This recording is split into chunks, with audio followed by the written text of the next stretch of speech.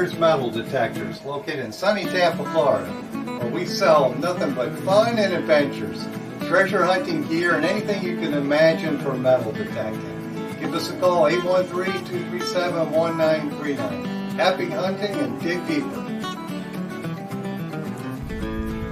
Live from sunny Florida, it's Treasure Talk.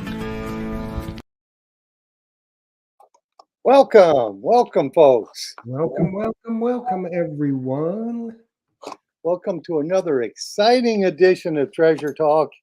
And we have one of our favorite manufacturers on tonight, so it's going to be exciting. Yes, we do. It's going to be a ripper.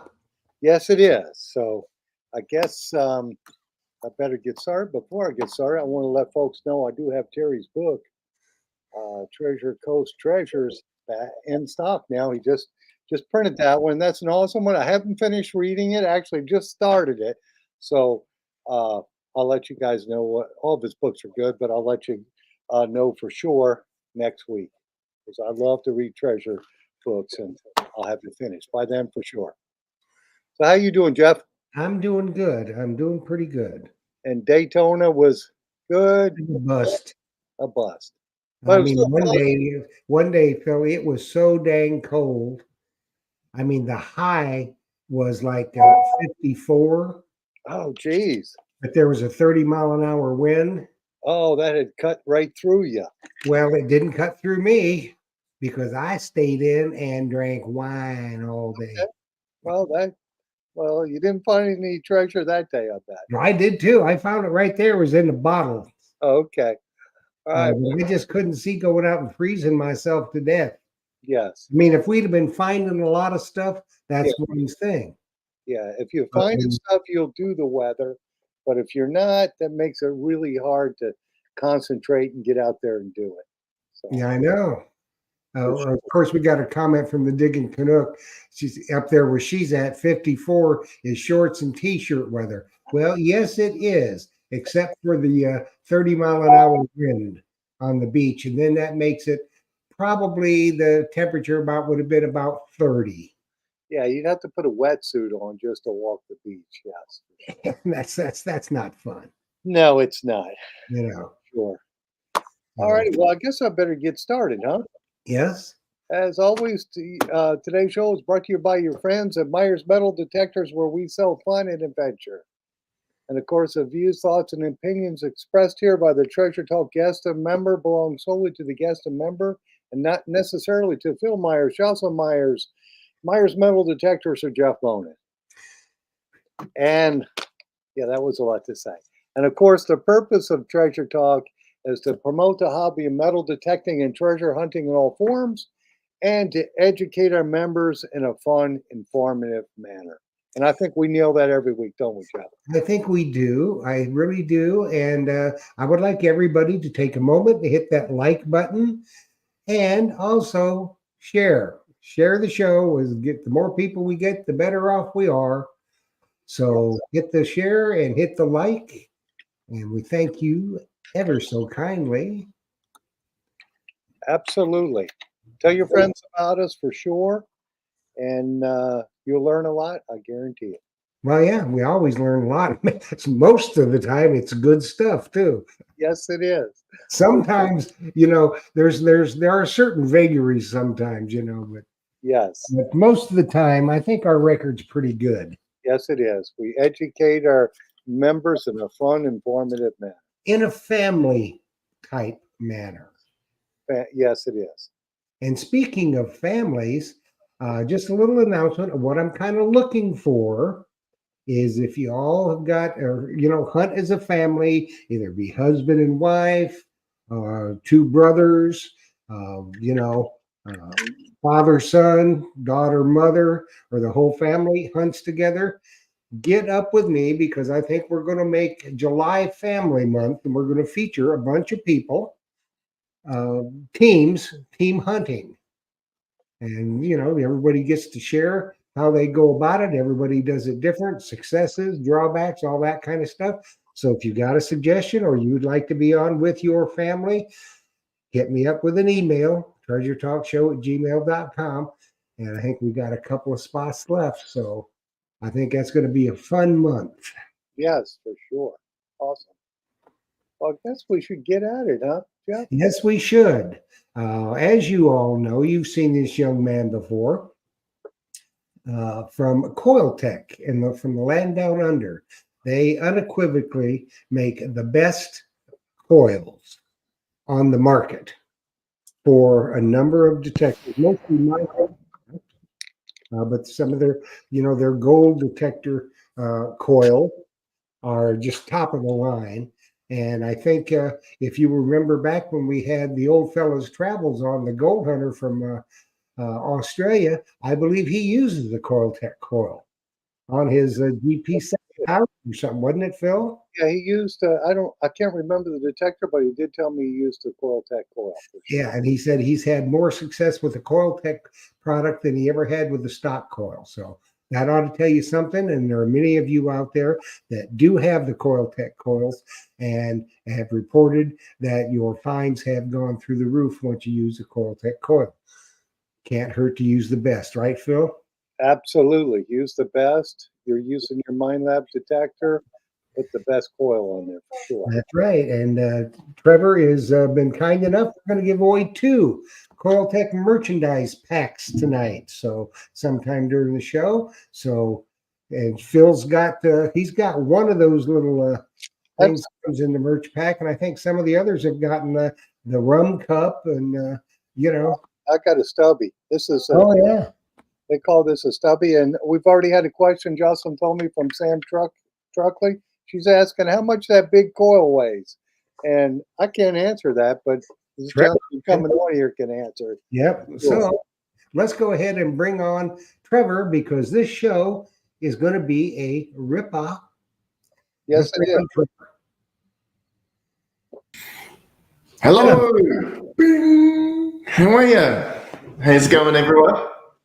Oh, very good. Awesome, Trevor. So we had the first question already. How much does that 18-inch coil weigh? So I'm just, it's around about 980 grams. So that in ounces, I'm just bringing that up, is about 35 ounces. So it's not a super light thing because obviously as you go bigger, you naturally get heavier with more materials.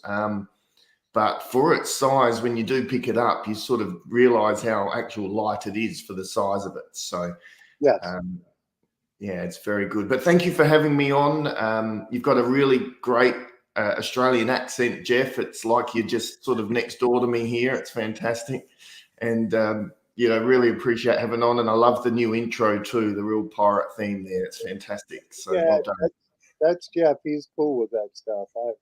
I don't know. Now it looks very good, very, very professional. And great to see you boys. How's it all going over that way? It's going good. That big coil was, I'm surprised that so many people, they just love that coil. Oh, good. Thank you very much. The young people, it's not going to make much difference to them. They're going to get out there and they're going to swing it. And the one that Sam Truckley, the one that asked the question, she can swing that coil. Yep. It's a young person's coil, I think. Yeah, that's right. You don't have to have an arm like Schwarzenegger to be able to manage the coil weight or anything like that. And there's a multitude of different harnesses and things out there to help you as well. So if you're concerned about the weight at all and you really want to use it for a bit more of an extended time, then look at getting a nice harness that will take that weight off your shoulder and arm, and you can just manage that nicely. Otherwise, for the beach hunters out there, certainly a fantastic coil, even the open fields, that's what it's been designed for.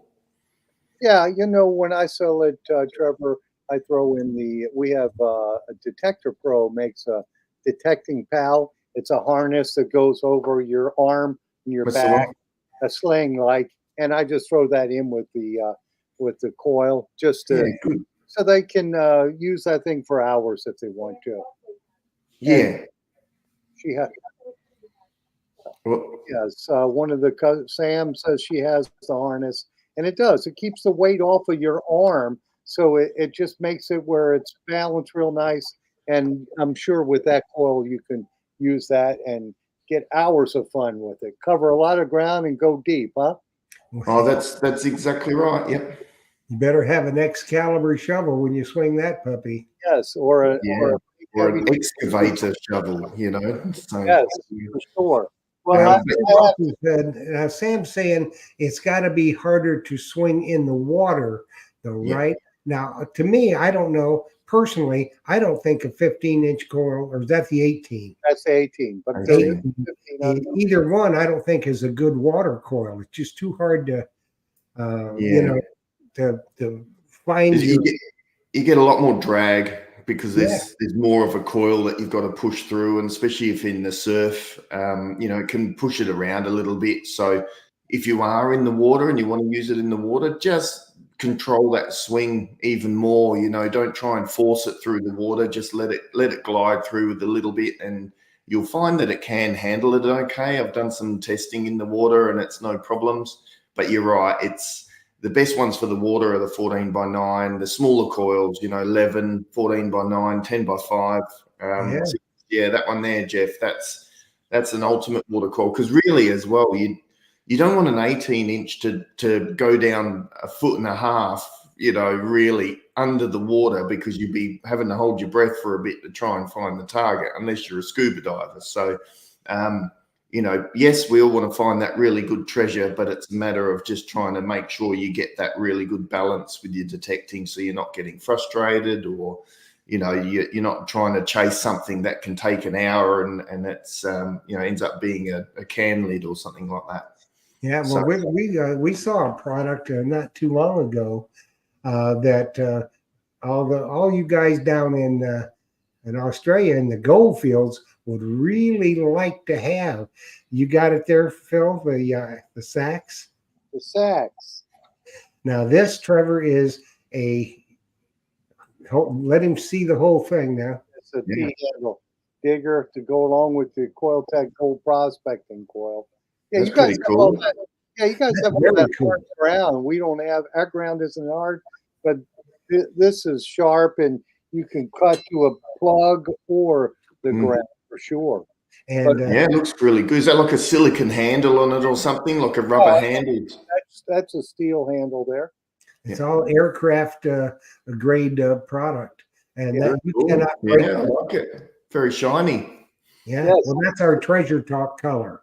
Yeah, and then of It's course we have chrome and blue. Then it comes in different colors. Oh, wow. This young man from Excalibur Shovels, He's making all the units and getting them anodized and colored, which is he great. hand makes every one of them. yeah. Well done. See, it's really good. Lots of talented people out there, that's for sure. Yeah, Absolutely. And Trevor, not to change the subject from the big coil, but this is my favorite coil for the Equinox when I'm in trashy areas. Yeah. But I did want to tell folks that if they do competition hunts on the beach, see our clubs here, they'll do seated hunts where they put silver coins on the beach. And this one right here is just a seated hunt killer because you can whip it real fast. You're not worrying about pinpointing. You're just whipping the coil to the center of the target underneath of it, and you're using a hand scoop like this. Yeah. And just Super easy to swing, eh? oh yeah, super light, very fast to Mm. it's about the first 20 minutes the hunt's over. So Yeah, yeah, that's right. All the good stuff's gone. if you're looking for a prize token, you got to be really fast. And that Yeah. coil, as I just started getting back into doing the competition hunts, and that thing has really done well for me. So that's excellent. another Excellent. place to use besides hunting in trashy areas with that small coil. Yeah, Well- that's right. Certainly been our bestseller out of the Knox series to date. We've sold over 5,000 of them now, which we're super happy with, and certainly appreciate everyone's love for the coil. It's you know, it's been a perfect little size. We used to make that 10x5 size for the gold machines back in the 2000s, and you know, one of the first Coil-Tek coils was a 14 round and also a 10x5 elliptical, and we used to make that size, and it's been our traditional size for many years, and certainly a good all-day swinger. Like you said, for the Nox. It's perfect for trashy areas, pinpointing, target separation, lightweight, super easy to use for the majority of people. And if you couple it with your big 18, so you can use your 18 when you're fresh and ready to go for the first hour or two in your hunt, then swap back to the 10x5 later on, then you're going to find that you'll be able to manage it your day quite well. So you'll dig out all the big targets first and then swap back to the 10x5. So I usually say if people are struggling with the larger coil, use it when you're fresh and early, do it in the first hour or two. If you don't have a harness, and then swap back to the smaller coils for the afternoon. So that way you've got, you're seeing different targets as well, because each coil will do something different on the ground. Not every coil will see every target out there. So hence the reason why we survive. I think I've said that before, but you get a different coil over that same area, and it's very, very likely that you will find more targets. And whether they're smaller or larger, deeper, you will definitely find some more targets. Well, I have not heard from anybody that has gotten one of your coils for the Equinox or anything that just that's their go-to coil. That's right. Put a Coil-Tek coil on, they don't ever put the standard to stock coil back on. Yep. This is my old 600, and that's the stock coil now. Stock coil now. Yeah. You were saying that. Yes. Yeah. Well, we sell a lot, and do want to thank the US customers and the US people out there for really embracing the 10x5 on the Equinox. It's definitely our biggest market for this coil. And, for dealers like yourself, Phil, we really appreciate what you do and the energy you put behind Coil-Tek, and just, you use what you feel comfortable and trust. And, it makes me really happy to see that coil on the detector that you're running, because, and it becomes your standard coil, because that means when you actually talk to people about what Coil-Tek do and the reason why we are there, you'll say it with more passion and belief, because you actually use the product. So, very much appreciate all our dealers and yourself, Phil, for really helping Coil-Tek, doing what we can. Yeah, we see all kinds of comments in the chat now. The one I saw, from Blessed Adventures, it says, I love my Coil-Tek 5x8 on my 800. Awesome. It's good depth, great separation, and there's a lot to be said for that. Well, yeah, it's a 5x10 though. It's actually it's a 10x5. It's a 10x5. It's a 5x8. It could be 3x6. Who cares? As long as people really enjoy it. You call it what you want, as long as it goes beat. Coil-Tek on it. Yeah. It's a Coil-Tek Nox coil, and I saw one on the chats as well. Thank you, Delco Detecting, for great coils. We love you out there. But I saw one that said, is the Coil-Tek compatible with all the Equinox machines? So yes. Out the Nox series, we've got 4 coils. All of them are compatible with all of the Equinox series from 600 to 900, as well as, and I have one set up here on the Xterra Pro. Xterra Pro, yes. And it works really well on the Xterra Pro. I've actually been using it a bit on the beach, and it actually is, for me, I don't mind the weight, especially when I'm beach hunting, because if it's on the dry sand, I tend to have the coil right on the sand, and I can just sort of push it around a little bit. But yeah, it works on the Xterra Pro as well. So you can definitely utilize that through all of the machines, all sizes that we've released. I think we missed a couple of questions here. They go by too fast for me. But Tom Becker says, since MindLab is making oval coils for the Manticores and the shape you made for the Equinox was oval, will you be able to make coils for the Manticore? That's a perfect question. Manticore. I know. What a perfect question, Tom. Thank you very much. Good to see you from down under. So yes, you're right. MindLab did make elliptical 10x5. I did say in a previous comment that that's been our shape for many years, but obviously not for the Manticore anymore. So we are looking and I'll let people know that we are looking at coils for the Manticore. So we're working with Minelab at the moment, and our intention is to release products for the Manticore. As far as sizes go, we do have one size locked in already, but I wanted to sort of hit it out there with the public. You know, if they were to look for something smaller, under the 10x5 size, so 6-inch size, around that, you know, what would people be interested in? Because, you know, we're at the stage where, you know, we want to listen to customer feedback and what the people want out there. We know Minelab's got a range of coils already for the Manticore, so we want to sort of hit really big, and then we want to sort of see that sort of small size and see where we can complement that. So, you know, over time, we're just going to get to a little bit of information from the public out there as to what sort of size they would like if it was like a nice little tiny coil. So, You know, I would think, me personally, Minelab, I think for the Manticore has the 5x8 or 8x5 is their size. So I think like a 7-inch or a 6-inch round or oval would be nice. yeah, You know, yeah, that's sort of what we're thinking. But yeah, definitely good to have some feedback on that for sure. It'd be a super sensitive little beast, that's for sure. So it'd go well with the Manticore. That's what they want. I think oval. You know, a 6-inch oval. Yes, yeah, a little sort of, a yeah, little smaller than Minelab's, because I don't know how it is over in your area, Trevor, but over here in the U.S., I always say we got some trashy people because there's so much trash in the ground. I get tired of it. Is it the same way in Australia? absolutely. So unfortunately, humans have been there before, and you know, for many years, just discarded all their rubbish.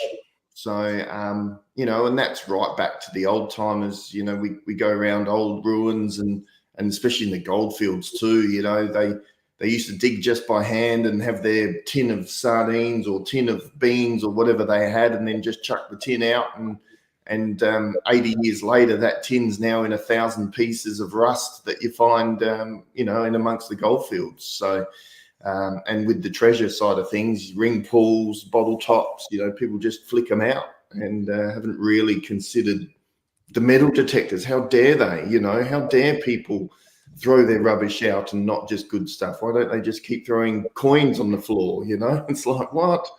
So, yeah, I think. Yep, it's a common theme, but you know what it's like. You've got to dig through the trash to find your treasure. So, you know, if you are finding trash and you're finding ring pulls or tiny bits of metal, or you know, it doesn't mean that you need to walk away. It just means that you're doing a really good job of finding targets. And the more targets you're going to find, and the more you understand your machine, the better you're going to get at that discrimination and target retrieval. Because like you say, in the hunts, especially when you're in the competitions and that, but no one really wants to be on their hands and knees for half an hour trying to sift through the dirt looking for a tiny little target. You know, you want to grab that target, get it quickly, fill your hole in, make it look great, and move on to the next one. So target retrieval is a massive thing. Yes, it is. I'm looking at some of the comments on here, and Uncle Beep says, my Knox cries at night for a Coil-Tek 10x5 coil. Oh, give it a good cuddle. It should be okay. But you know, maybe tell it at Christmas time, make a wish, and you know, you never know. Yeah, he could just call me tomorrow and order one. We could ship it There out. you go. Yeah, We've got one for you right away. we could ship it right away and have it 2 days. It wouldn't be crying anymore. He's always, Yeah, that's right. Good one, Uncle Beep. I like that. Real simple. and Yeah, that's what we always say. If Phil doesn't have it in stock, you don't need it. So Hey, that's perfect. Yeah, that's really I'm good. reading Joe 4077 said, I found my first and only musket ball on the beach with the Coil-Tek Equinox 14x9 coil on the Treasure Coast. that's So a killer coil too.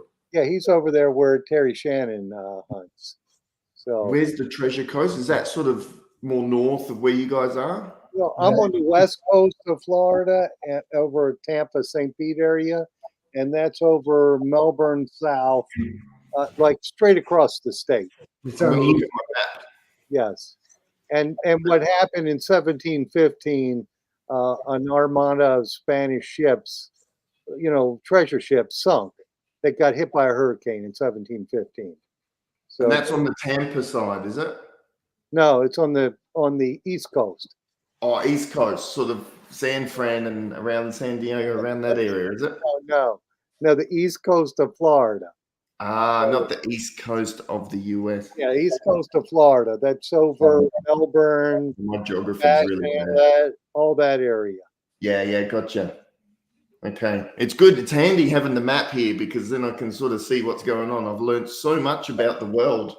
And for all those people that think the world's round, it's not. Look, it's flat on my wall here. So, That's right. this is It flat. was at one time. And then I'm it not inflated. Well, Jeffy, you got the interesting question Jocelyn had too. What's Trevor's thoughts on resetting a machine after switching the coils? Is that necessary? No. It's definitely not necessary. It's personal preference. I believe resets all your notches and your discrimination too, doesn't it? Yeah, it can. If you do like a factory reset, you don't. I never do that.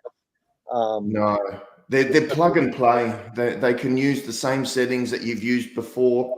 Obviously, if you're going from a small 6-inch or 10x5 and then swapping out to a 15-inch or an 18-inch, the only thing you'd need to change is maybe sensitivity. Maybe some swing speed or something like that. But you won't. We don't tell people to reset the machine or anything. You can just plug and play. Okay. Well, this question is asked a lot. Do you make any coils for any other detectors like the Legend?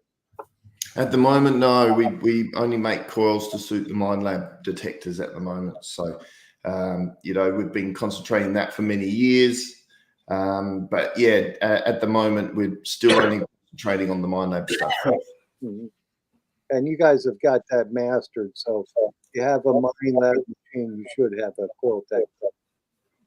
Yeah. We feel we're pretty good at making coils. We certainly put a lot of effort and energy into making sure that the coils are right, and we look after our customers. If they ever have an issue, they can talk to their dealer or contact us direct through the website. The emails come through to myself or my service team. So we're here to continually help you and make sure that you get the most out of your coil. There's still a lot of people out there that may be sitting on the fence whether they need another coil or why should I get another coil, and They need it. really valid questions because if you're using the standard coil and having great success, that's fantastic. Why do I need another coil? This is doing everything for me. So we make other coils to suit different conditions, different environments, and different technical abilities. So the smaller coils more sensitive, the larger coils coverage and depth. So if you do have an area that's lucrative and has done really well with your standard stock coil, you get a 10x5 on there or a 15-inch round, and you will more than likely find more targets that you will start to see that each coil has its own window of gold. So one coil can see here, and another coil can sort of overlap a little bit, but see a little bit deeper. Another one will sort of overlap here, and they're all what we say like have their special windows of target retrieval. And not every coil is going to have the same. So something that's just out of reach of one coil will be in reach with another one. But like you can see here, something that's maybe small and a little bit too deep for a larger coil, it's probably not great for that, where it's better on the larger stuff. So, understanding that relationship of the coil and the detector can really help you maximize your returns. Well, yeah, that's right. I mean, people that are, like park hunters, for instance, and they hunt a lot of parks, and that's all they hunt. If they're using their standard coil, it's only going to go so deep, and it's the sensitivity. If they change out the coils, let's say, for instance, they use the 9x14 or the 5x8 or 9x whatever the oval one is. I think they can go back over the areas they've detected, and their fines are gonna go up because the different coils, different sensitivities, depths, as you say, they're either gonna go a little slower or whatever, and get those signals. So yes, in my estimation, they do need at least 2 spare coils. Yeah, agree. If you know, the perfect world would be to have a small, medium, and large one, and then you've got, you know, a toolkit. Pepsi, yeah, I'll have one too. Thanks, Jeff. Thanks, Phil. Yeah, grab one of those. Somebody wanted to know what I was drinking. I had to make sure I told them it's time. Okay, just to make sure that it wasn't Jack Daniels and Coke or Pepsi. Who knows what you put in that beforehand, though? We didn't see you fill it up. But you say I got my stubby. Yes, that's a good one. That'll keep it cold for at least another 3 hours. So that's fantastic. It won't last that long. No, it goes down quicker. So I was just going to say that this is more of a later thing that we've been talking about, but we liken it to the golfer. When you go out onto a golf course, you don't take one club with you. You know, you're using different clubs for different situations, you know, whether you're in the sand or you need a long shot or a short shot and on the green. So it's a lot like that. You know, if you're going out with one tool for this environment, you know, it can be a little bit of a hindrance or limiting yourself. You're still going to find some really cool stuff. There's no doubt about it. But then you might come across an area where it's a bit more rocky or the vegetation's a little bit tighter and that 11-inch coil can't get in amongst all of that, where sometimes those targets are going to be in there because of wash or, you know, things that may have happened, especially when we talk about people gold hunting here in Australia and the US as well. You know, the gold can be so small yet to quite large as well. And if you're only going over with one coil, you may be missing the real small stuff or the real deep stuff down deeper. So by using different coils, will certainly help your conditions there. So, and that's why we specialize in the coils. Yeah, it's good business as the detectorist to have more than one coil. For instance, if you're out and all of a sudden, you know, the coil ears on your coil break, or the wire gets frayed and starts shorting out, then you're done for the day if you've only got the one coil. However, if you have like another Coil-Tek coil or two, and you know, you go into your car to get it, or if you carry a backpack to get it, is a lot quicker than going home. Yeah, that's right. It can ruin your day. Yeah. Yes, it is, and it's to me, it's nice having a backup coil with you. If conditions change, you need a different size coil. I was talking last week that I had tried to metal detect a lot. Actually, the house across the street from my house, they're doing a rehab on it, and I had the Manticore with the 11-inch coil, and the backyard was so loaded with trash and junk, it was just driving me crazy.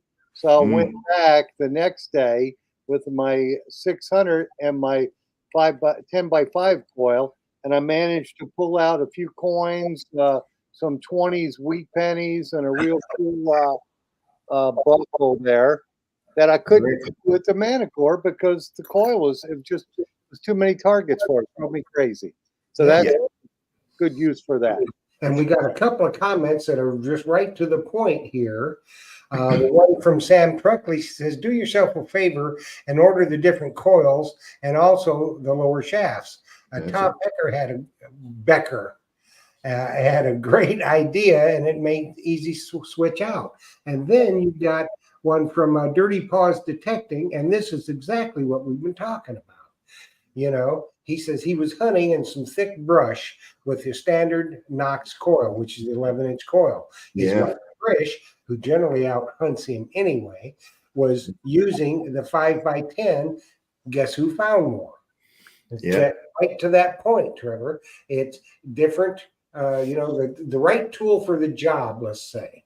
Correct. Yeah. I mean, another one is the mechanic in your toolbox at home. You don't have one magic tool that does everything for your car. So, you know, using, because they are a tool of the job that you're doing. You know, yes, it's a hobby thing, and some people do it for more professional and stuff, but it's using the right tool for the right job. You're not going to go and use an Xterra Pro to go hunting in the Western Australian goldfields or anything like that. So, you know, the right detector, the right coils, and then, you know, your right dig tools and things that Phil can offer you out there to make sure, again, you know, half the battle is finding it. The other half is retrieving it quickly out the ground, pinpointing it, not getting frustrated with multiple signals, like you're saying, Phil, with, you know, the thing with some of these bigger coils is that when you've got such a big coil, you're going to have, you know, in trashier areas, you're going to have multiple targets all sitting under this massive expanse of coil area. Yes. The detector detects mainly through the center here, but it can still get confused with larger targets and rubbish targets that may be under this area. So you've got a huge area to be able to try and pinpoint with. And the crossover point for these larger coils is quite wide through the center here. Where when we're talking about a 10x5, and I don't have one here with me, but the crossover point is really narrow, and you'll see that as Phil holds it up. You know, that center section, that center band that runs through the coil there is where the crossover section with the windings are internally, and that's the responsive area. So when you've got a really narrow band through the middle, that's where our sensitivity is increased, and it can really hone in between finding a target next to another one. Where the bigger coil, you're going to have a broader area. It's going to be a bit more difficult. So the big coils, the 18, is designed for coverage and depth. It's not designed really for sensitivity and trashy areas. I would not use it in that area. So again, the right tool for the right job. And, you know, it does take a little bit of getting used to the big coil, because it is, you know, the biggest coil for the Equinox. So just taking your time with it, learning targets, going to an area and throwing down a bunch of targets and doing some tests and things like that when you first get it is definitely recommended too, because then that way you can start to tune your ear in where the sensitive spots and pinpointing areas are. Yeah, and it's smart. And Phil will been preaching this for a number of years. When you buy an extra coil, buy another lower shaft. It's a lot easier to swap out. And think of this too.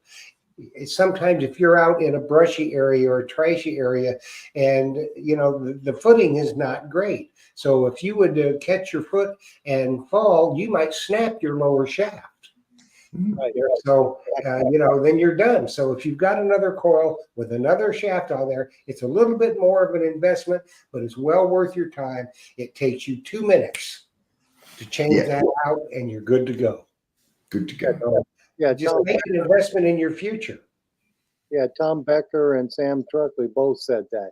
Get the extra lower shaft, because you'll be so much faster changing it out, and you'll have more time to hunt and more chances to find some treasure. Yep, That's right. And it looks like you're doing a drawing, Jeff, or are we too? Yes, we are. I'm going to put it up here so people will know how exactly they have to put it in. And if you don't put it in the right way, it won't count your name. So that's why I'm going to show you exactly how I have it. And we're going to have 2 winners tonight of 2 merch packs from Coil-Tek. And I think they do have that fantastic Coil-Tek stubby in there too, don't they? I believe so. Yeah, I think they've got stubby holder. It comes with a tote bag, a hat, and maybe a silver mug. There's the hats. They're brilliant hats. Love those hats. That is a nice hat. We got a new batch in, and then they weren't exactly the same for some reason. So, but you know, if you've got one of those older ones that are a nice peak and everything, they're very nice. I like my hats. Yeah. Only got one head, but I have a lot of hats. So, Okay, folks, here you see it. That's how you put it in. Everybody can see that. Yeah, so do it exactly that way. And it's exactly that way. you know the Australian language perfectly, Jeff. It's fantastic. Well, you've taught us well. Yeah, that's right. You just didn't put mate on the end. Ripper, mate, you know? That's right. It's Ripper. So hashtag Ripper. There you go. Look at him go. Ripper. Well That's done, right. team. So once they get those in there, and I can see already people aren't putting it in correctly. They're using the lowercase, so you're not gonna. Fantastic. That's brilliant. Hey, Foster's. I love. That's brilliant. Well done, Ian. That's good. Yeah, we don't really drink Foster's much down here because we don't really dig it. We just export it to the US, so you guys can have. We drink it. Huh? Yeah. Well, they're drinking. You get Cooper's. Cooper's is our favourite down here in the land down under, especially in Adelaide here. We have a Cooper's Pale Ale, which is absolutely beautiful. It's made locally here, and they're very nice ale, that one, for sure. Cooper's Pale Ale? Cooper's Pale Ale. It's a green can. I can't show you one here because I am at work and I don't have any here, but, yeah, Cooper's Pale Ale, very good. All right, we'll have to look for Cooper's Pale Ale. Yeah, see if you've got like an Aussie flavored house, over there for like a steakhouse or something with an Aussie flavor. And if you do find one there, give it a try. It's a bit of a like a cloudy beer. It's not like a lager or anything like that. It is a pale ale, but it's very nice. It's kind of like a pale ale would be something like a Blue Moon. Yes, Blue Moon. Yeah, more of a Belgian pale ale. And I think the only Australian thing we have here that I'm aware of is Outback, and I don't know if they would have it or not. But maybe better yet, go to Australia. If you go to Australia and you look Trevor up, he'll give you a tour. Yeah, absolutely. We did a tour. A sixer of Coopers. Yeah. If you're ever in Australia, in Adelaide, Australia, we would be happy to share a Coopers with you. That's for sure. After hours, of course. But yes, that's right. Yeah, and it's just telling the folks. I saw this question go through. What time is it where you're at? And it's tomorrow, is it? Yeah. We're Tuesday morning at 10:13 a.m. right now. So we're about, I think, 16 hours in front of you guys, somewhere around there. We're sort of one of the first countries and regions to sort of start the new day. New Zealand's actually 2 hours in front of us. So I think New Zealand starts the day first, or that sort of line, and then everything sort of goes back from there. So yes, it's always pretty weird to sort of go, right, it's my morning for Tuesday and your evening for Monday. Monday night. Very good. Yeah, it works out for guests from Australia. We had a gentleman on that he was telling he uses your I think Gold Hawk. Oh yeah, who was that gentleman? The old fella's travels. He's got a YouTube channel. He's a gold hunter. Yeah. No, our Gold Hawk series for the GPX 6000 is really kicking some goals. They're doing really well. One of my favorites, the 9-inch. I just happen to have one right here. There's the 9-inch round. So perfect little coil for the GPX 6000. Super sensitive, has excellent depth. Pardon? That's exactly what he was using. He said when he first got it, he was using the stock coil. Then he switched to the Coil-Tek Gold Hawk, and he said it really performs.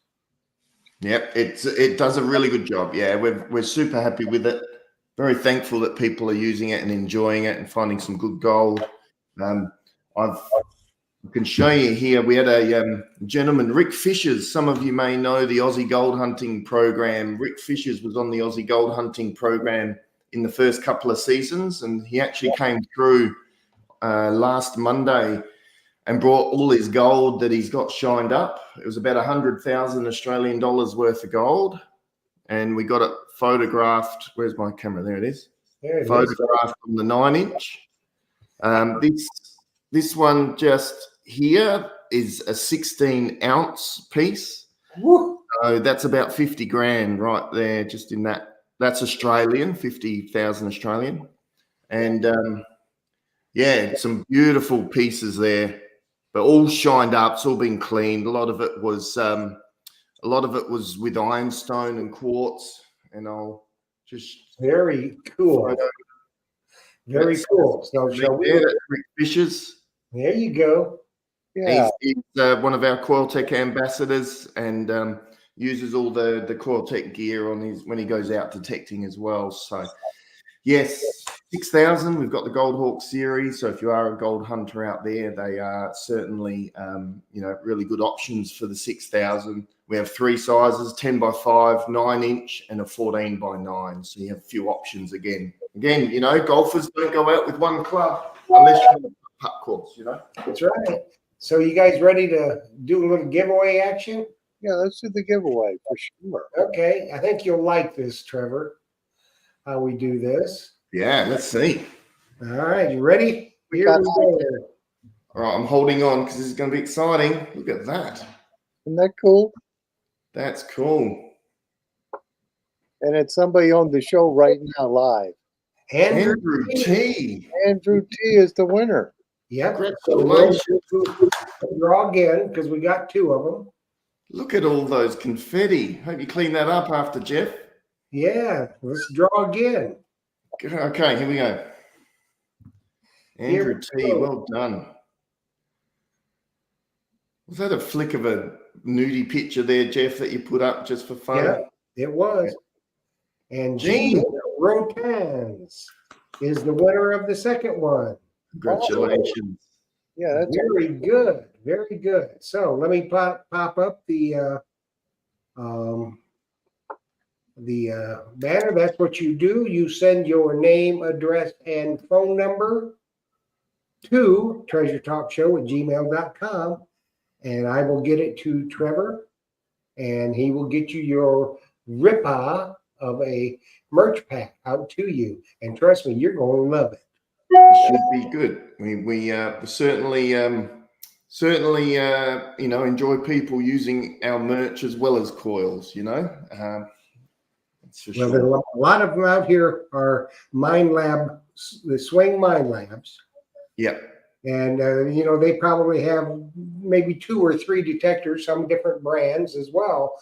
But if they're swinging a Mind Lab, 95% of them have a Coil-Tek coil for it. And I think after tonight's show, 100% of them will have a Coil-Tek coil. Yeah. So let me ask you, gentlemen, what was your first Coil-Tek coil? When you first got into detecting or had an opportunity to get another coil, what did you get first, do you think? Well, when I was running the Equinox, I got the 9x14.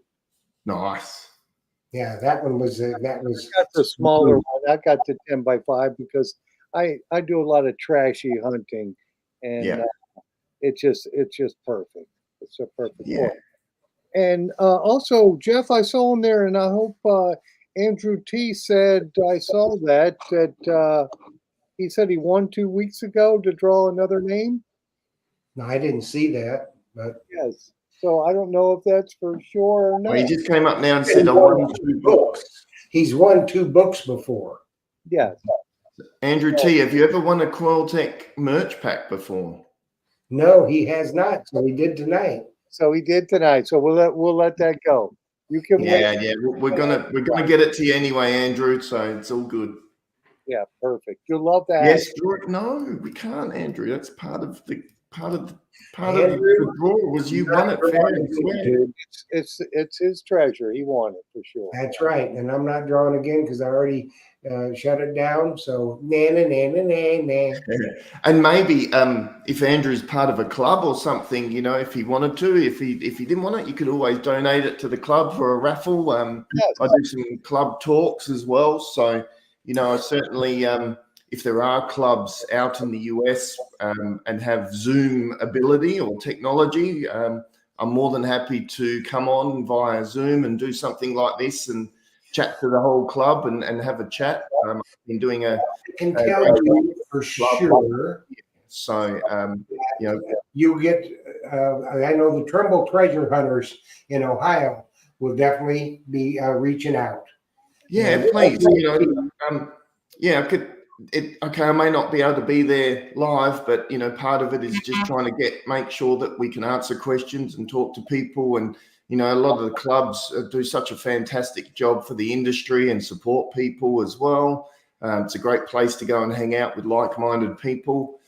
So, I've done a few talks over the last few months for clubs, just talking about the range, talking about how coils work, and answering any questions. So if there's any clubs out there, you can hit me up, and if we can get the timing right, like I said, most of the time in the US, it's your evening and my morning, so it works out pretty good. So yeah, well, I'm sure that the Trumbull treasure hunters will be contacting you. And I just got to say, Andrew T, being the kind person that he is, this is just the type of person that he is.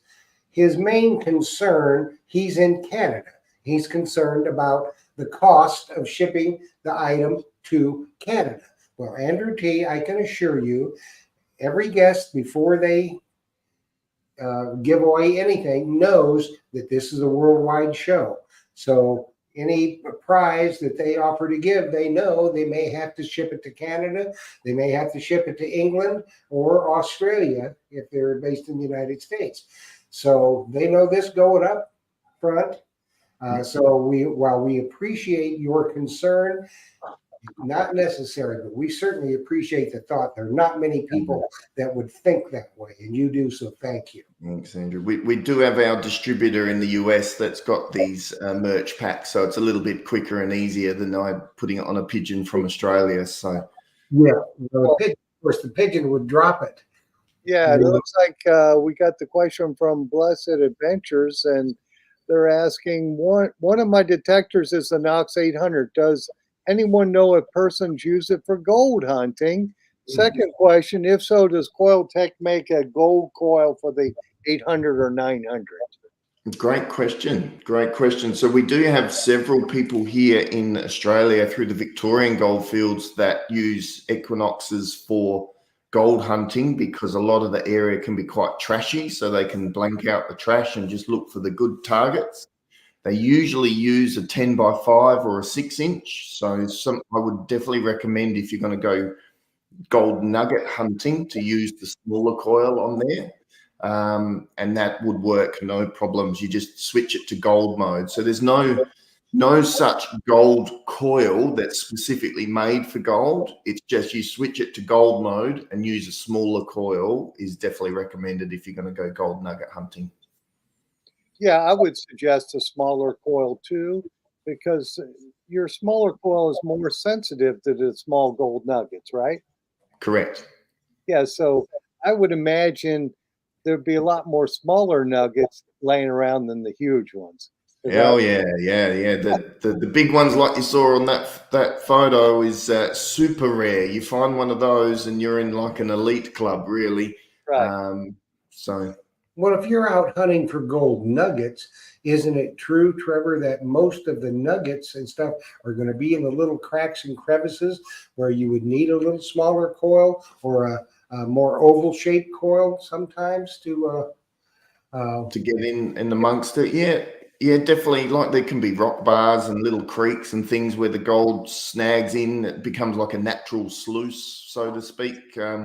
And in amongst all of that is the tiny stuff. So definitely a small coil, like you're saying, Jeff and Phil, for maneuverability, easy to get in and around, looking for those tiny targets, because the majority of gold out there is actually fines, not even detectable. So the majority of gold is very, very tiny. And then as you start to get to sub-gram and, sub-ounce pieces, multi-gram ounce pieces and bigger, they just get rarer and rarer. So if you look at all the gold that a lot of the mines are digging out, it's all tiny, tiny particles trapped in rock, and they're processing that, and they're getting tons and tons of gold out of that. So there's way more tiny gold than there is, detectable gold out there.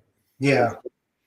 Right. And if it was a big nugget like that huge one that guy had, if you had the small coil on it, it would still go pretty darn deep with the size of that nugget, correct? Yeah, correct.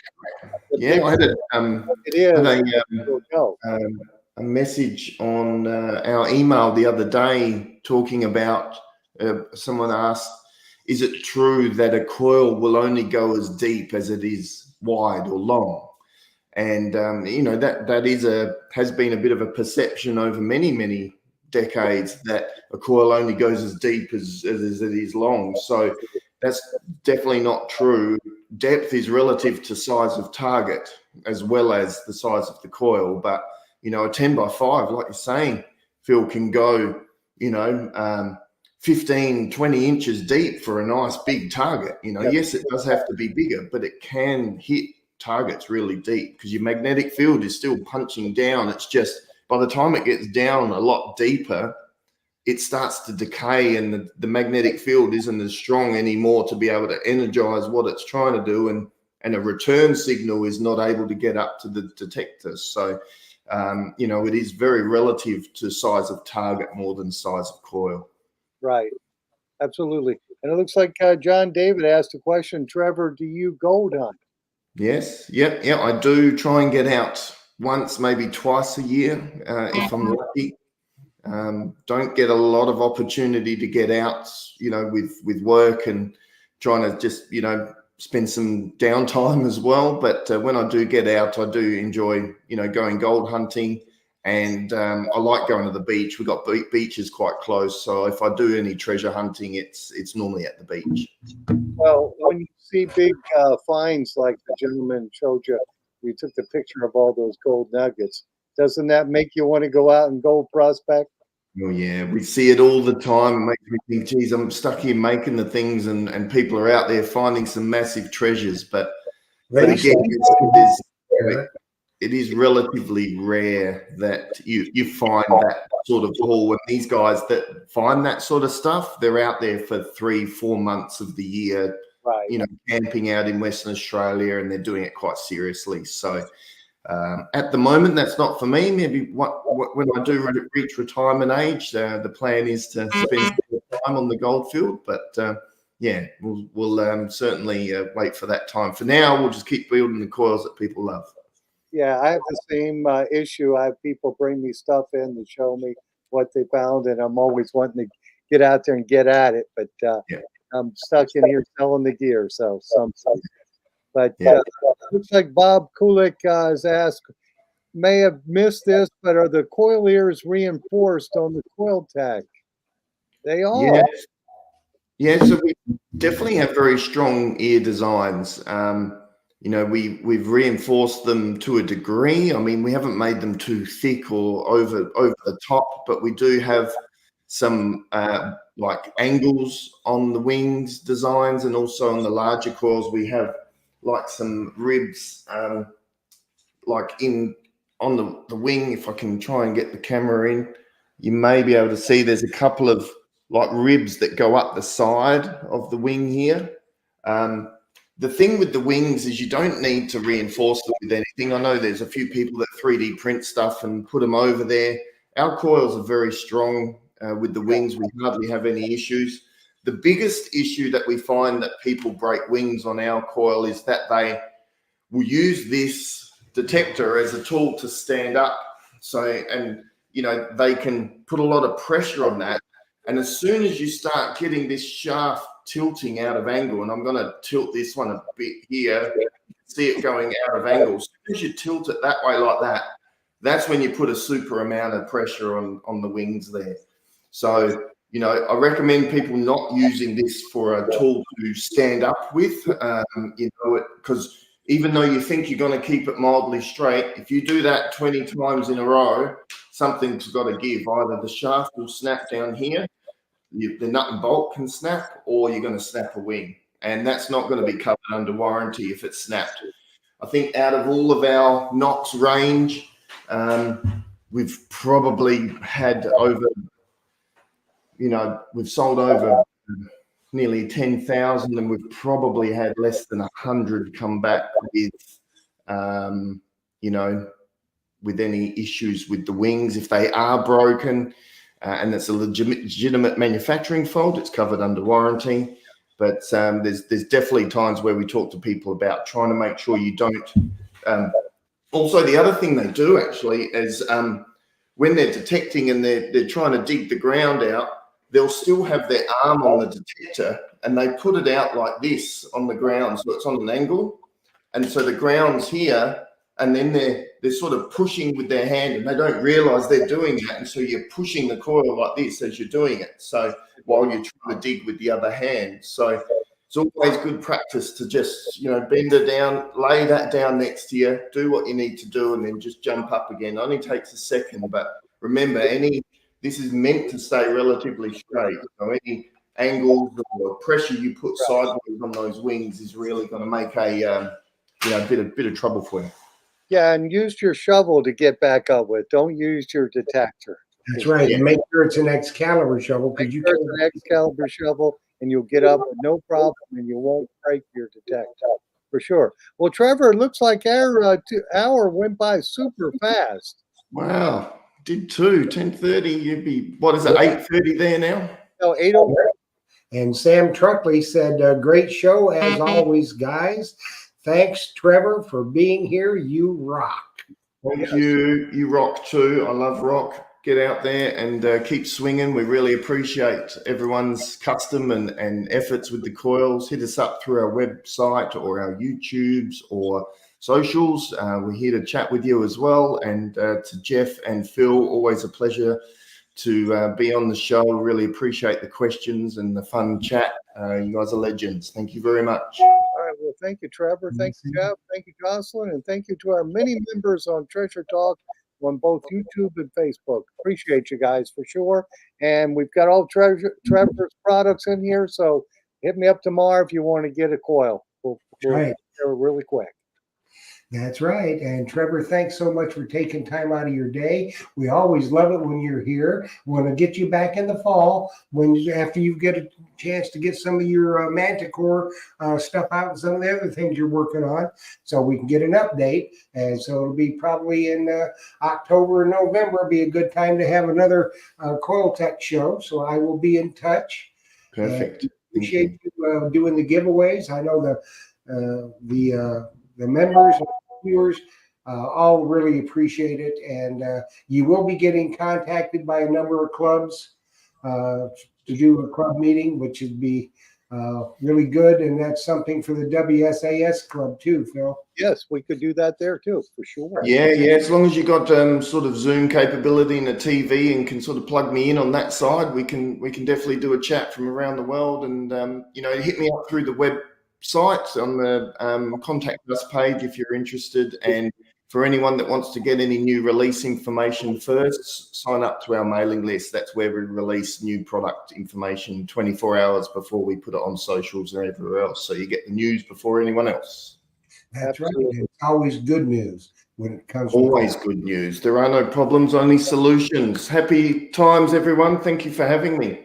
It's been a ripper, and everybody join us next week when we'll be talking with Treasure Tech / Detect Florida. And he's going to show you some really cool products that he has in for a number of detectors he makes. And of course, Phil's got them in stock. Who'd have thought it? Who'd have thought it? Because you know what our motto is: if Phil don't have it in stock, you don't need it. That's it. So happy hunting, everybody. Thanks, Trev. Thanks, Phil. Thanks, Jocelyn. And thank you for joining us every week. We look forward to it. It's the highlight of our week. So we will see you next week. Happy hunting and dig deeper. And good night, everybody. Good night. See you, everyone.